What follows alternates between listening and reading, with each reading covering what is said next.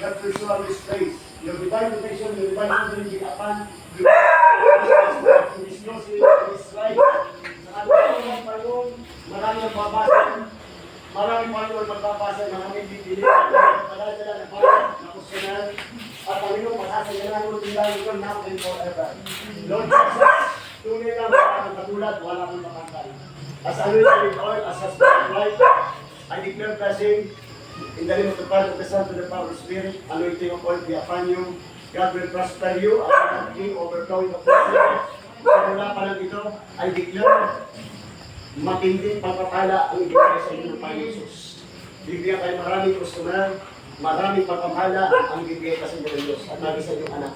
Sa pangalan ng liwanag po po, makita sa tindahan nito, harapan sa loob at labas ng kapatid ng Lord. Bibigyan blessing, bibigyan blessing, in Jesus' name.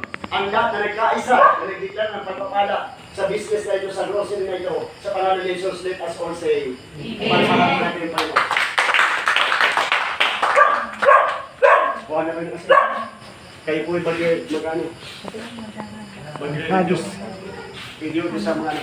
Lord, kasi na ito, with symbolizing sa Lord, tinataboy namin ang lahat ang hindi kaaya-aya. Pagkilaan ito. Diwali pa yun ang hindi kadami kanina, blessing lang ang tinungan namin. Tinataboy namin ang hindi kasaparapan. Ang kadiliman ay walang magagawa sa katiwanan. Liwanag ang mananatin sa tindahan ito. Nakakaya sa isan, kalinisan, pagpapala sa lahat ng produkto. So please, O God, sa lahat ng mga condiments, O God, sa lahat ng ito mga food, sa lahat ng Panginoon bigas, sa lahat ng Panginoon ng mga isda, sa lahat ng mga engine, sa lahat ng Panginoon, liwanag po kayo aking gagawin ito. More buyer, more customer to come, to buy their product in Jesus' mighty name. Naghagis ka namin. Okay. Yes, in Jesus' mighty name. First, we rebuke the disease, all demonic process, the power, God is with us. Amen.